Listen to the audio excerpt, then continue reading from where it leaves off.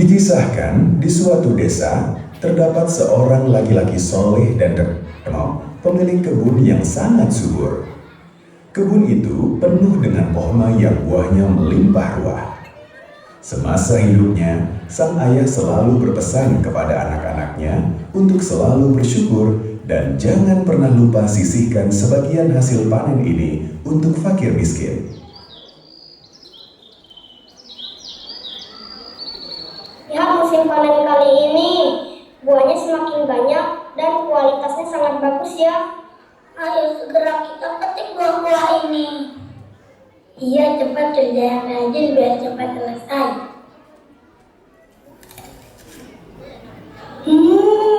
Enak.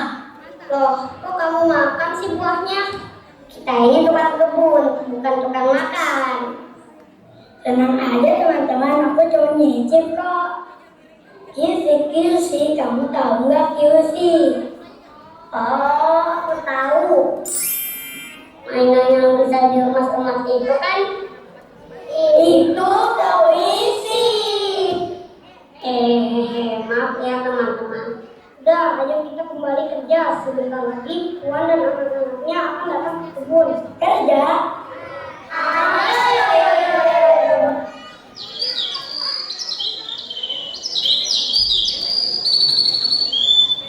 Anak-anakku, lihatlah semua buah di kebun kita sudah matang. Ini waktunya untuk memanggil saudara-saudara kita untuk merasakan buah-buah ini juga. Baik ayah, biar aku saja yang panggil mereka untuk datang ke kebun kita.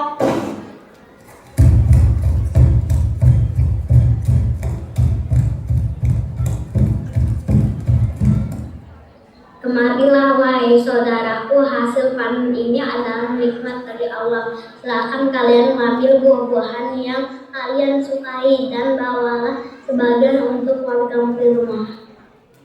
Wah, kebun ini dipenuhi buah-buahan yang segar. Terima kasih Tuhan sudah mengizinkan kami membuat di kebun ini. Kami berdoa semoga Allah meluaskan rezeki Tuhan. Semoga Allah menjadikannya tabungan amal di akhirat kelak. Ini adalah nikmat dan titipan dari Allah. Aku hanya pantas saja. Baiklah, silakan kalian nikmatinya. Aku izin untuk beristirahat dahulu. Terima kasih Tuhan. Rasanya manis sekali. Iya, buahnya manis dan segar. Dari kebun ini kita bisa mengambil buah-buahan sesuka hati. Benar, pemilik kebunnya memang sangat dermawan ya.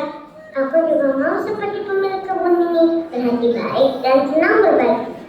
Kamu sudah cukup belum mengambil buahnya? Tunggu, adikku sangat suka anggur. Aku ingin mengambil sedikit anggur untuk adikku. Ayo teman-teman, aku tidak sabar ingin memberikan buah-buahan ini untuk ibuku. Sepertinya buah-buahan ini sudah cukup. Ya sudah, mari kita pulang. Keluarga kita sudah menunggu di rumah. Beberapa bulan kemudian, pemilik kebun yang dermawan itu jatuh sakit dan usianya tidak bertahan lama lagi. Sebelum meninggal, ia mewariskan kebun-kebunnya itu kepada ketiga anaknya. Ia juga berpesan agar anak-anaknya bisa mengelola kebunnya dengan baik, agar hasil kebunnya bisa untuk memenuhi kebutuhan keluarga, tak lupa sebagiannya lagi disedekahkan untuk orang-orang fakir. Anak-anakku, kemarilah, waktu ayah tidak lama lagi.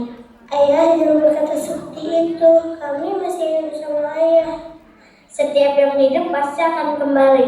Dengarkan baik-baik pesan ayah tentang kebun yang selama ini kita rawat. Kami mendengarkan ayah. Kebun itu bukan hanya untuk kita, di dalamnya ada hak orang lain, kaum fakir dan miskin. Jangan pernah kalian lupakan mereka. Jika kalian bersyukur, Allah akan menambah nikmat. Tapi jika kalian pikir, nikmat itu bisa diambil kapan saja. Kami akan menjaga kebun itu, ayah. Bukan hanya menjaga, tapi juga berbagi. Jangan sampai kalian berkata, ini hasil usaha kami sendiri, lalu menolak mereka yang membutuhkan. Kami berjanji, ayah, kami akan bersyukur dan membantu orang-orang miskin. Ayah, kami akan menjalankan semua pesanmu. Semoga Allah menjaga kalian dan menjadikan kalian anak-anak yang dermawan.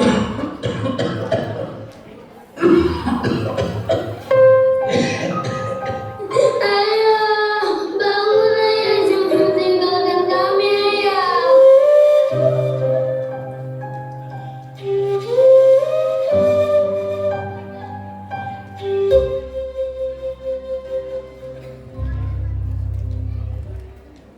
Sejak saat itu, kebun yang dahulu penuh keberkahan kini berada di tangan mereka. Namun, waktu akan menguji apakah mereka mampu menjaga pesan sang ayah atau justru melupakannya.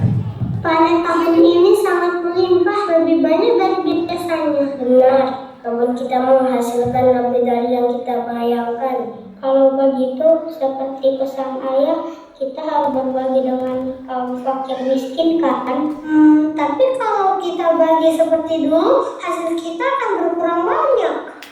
Tapi ayah sudah berpesan, kita tidak menolak berbagi, hanya saja mungkin tidak sebanyak dulu. Atau bagaimana kalau kita panen lebih awal saat mereka belum datang? Iya, kita berangkat subuh-subuh, kita ambil semua hasilnya diam-diam. Ini tidak fair. Ayah pasti tidak akan setuju. Ayah sudah tiada, sekarang kita yang menentukan. Baiklah, tapi aku merasa ini bukan keputusan yang benar. Besok pagi kita ambil semua hasil kebun. Sekarang kita siapkan peralatan untuk besok pagi pergi ke kebun. Cepat ikut aku. Di balik pekatnya malam, ketika dunia terlelap dalam kesunyian, kesombongan manusia justru sedang memuncak menuju langit. Mereka lupa pada tangan-tangan fakir yang dulu dibantu ayah mereka. Atas perintah Allah Subhanahu wa Ta'ala, langit pun terbuka. Dua malaikat turun membawa azab sebagai pengingat bagi jiwa-jiwa yang kikir. Wahai saudaraku, lihatlah kebun ini begitu subur dan penuh nikmat. Benar, dahulu pemiliknya ada yang bersyukur dan tenang. Tapi sekarang anak-anaknya telah berubah. Mereka menjadi kikir dan lupa kepada Allah. Mereka bahkan berencana mengambil semua hasilnya tanpa memberi kepada orang yang membutuhkan. Hati mereka telah dipenuhi kesombongan. Atas izin Allah kita diperintahkan memberi pelajaran untuk mereka. Perintah Allah telah jelas, kebun ini akan dihancurkan sebelum mereka sempat memetik hasilnya. Sungguh mereka akan menyadari bahwa nikmat dapat diambil kapan saja oleh Allah. Dengan izin Allah, hancurlah kebun ini.